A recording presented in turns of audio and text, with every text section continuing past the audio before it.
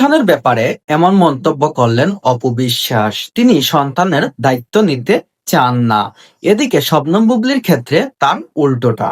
কারণ দীর্ঘদিন থেকে দেখা যাচ্ছে শবনম বুবলির সাথে শাকিব খানের সম্পর্ক খুব বেশি ভালো যাচ্ছে। তিনি সবসময় শবনম বুবলির পাশে থাকেন এবং ছোট ছেলেকে সবসময় তার সাথে বিভিন্ন ছবিতে দেখা যাচ্ছে।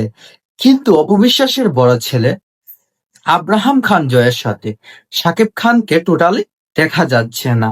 কারণ কি? তাহলে শাকিব খান আসলেই তার দুই ছেলেকে সমানভাবে ভালোবাসে না। শাকিব খানের অন্যদের দেখে শেখা উচিত কিভাবে ছেলেদের সম্মান করতে হয় এবং ভালোবাসতে হয় এবং নিজের কাছে ধরে রাখতে হয়। শাকিব খান এ নিয়ে একটা প্রশ্ন করেছিলেন এক সাংবাদিক যে, আপনি কাকে চান, অপু বিশ্বাসকে না হুবলিকে? এ নিয়ে কোনো উত্তর জানাননি মেগাস্টার শাকিব খান।